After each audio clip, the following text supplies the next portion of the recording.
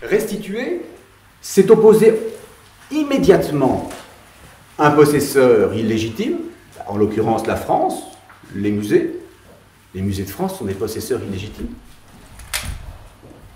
Et des propriétaires spoliés. L'Afrique, puisque c'est comme ça que c'est, de manière globale, serait un propriétaire spolié. Et les musées de France, des possesseurs illégitimes.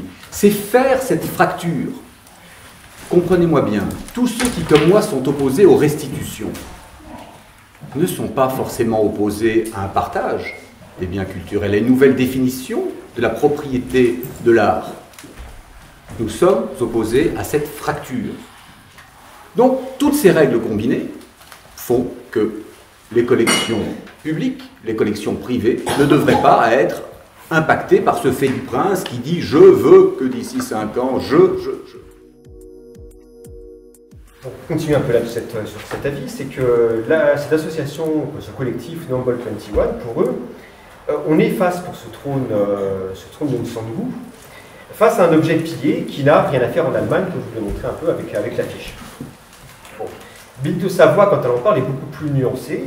Elle explique une chose, d'ailleurs on a ici, elle reprécise quelque chose, qui est cet objet est un don du fond, c'est-à-dire le souverain, Njoya, au fond des Allemands, c'est-à-dire l'empereur Guillaume II à l'époque, en 1908. Mais, à la suite, des questions se posent, Madame Savoie s'interroge et soulève des questions de ce type. Est-ce que l'on est libre, malgré tout, de faire un cadeau lorsqu'on est colonisé? Est-ce que donner, c'est vraiment donner? Pour reprendre la fameuse expression. Ça montre bien que, dans le cas des objets africains, il y a même dans le cas de dons avérés, il y a toujours un malaise qui fait, est-ce que ce don est légitime? Est-ce que pour chaque objet, on ne peut pas douter de cette légitimité, de cette présence en Europe? Je pense qu'il est temps qu'en Europe, on pense à une association qui soit similaire à Tada, et je donnerai la parole à M. Molloy. Also, in the European Union, there is a proposal to limit the import of cultural objects. So I would encourage Tada and collectors and museums to join together to make sure that you have good laws that protect your collections and protect your businesses rather than just let the politicians write the laws. Ce qui est absolument génial, c'est que ça permet des échanges.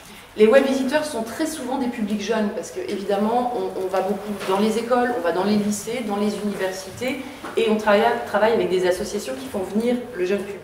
La Société des Amis, voilà comment elle s'ancre. Comment elle raconte une histoire, comment elle s'ancre dans une certaine réalité qui est de dire, de la même manière qu'avec, et je vois beaucoup d'amis du musée qui sont là, de la même manière qu'on essaye au maximum de partager le patrimoine dont le musée du Quai Branly a la responsabilité et la charge aujourd'hui. Avec vous, avec les visites, les conférences, les voyages, on essaye aussi de le partager un petit peu au-delà. Et je crois que c'est une partie de notre mission. Je crois que ça a donné des résultats assez intéressants et ça dessine peut-être une voie pour l'avenir.